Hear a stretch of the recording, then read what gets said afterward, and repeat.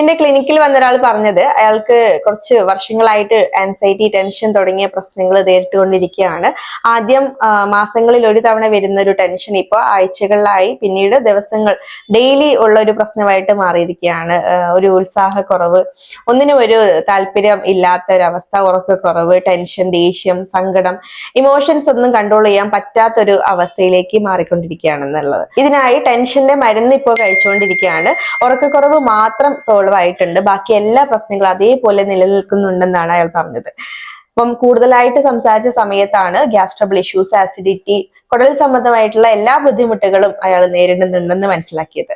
Serotonin എന്ന happy ഹോർമോണിന്റെ കുറവാണ് ഈ മാനസിക പ്രശ്നങ്ങൾക്കുള്ള പ്രധാന കാരണം. ഈ ഹോർമോൺ പ്രൊഡ്യൂസ് ചെയ്യുന്നത് നമ്മുടെ ഗട്ടാണ്, അതായത് കുടലിലെ നല്ല ബാക്ടീരിയകളാണ് ഈ ഹോർമോണിനെ പ്രൊഡ്യൂസ് ചെയ്യുന്നത്. ഡിപ്രഷനുള്ള മരുന്ന് എടുക്കുന്നതിന് മുൻപ് തന്നെ കുടൽ സംബന്ധമായിട്ടുള്ള പ്രശ്നങ്ങൾ പരിഹരിക്കേണ്ടതാണ്. ഇതിനുള്ള കൃത്യമായിട്ടുള്ള ചികിത്സയും ഡയറ്റും ആയുർവേദത്തിൽ ലഭ്യമാണ്.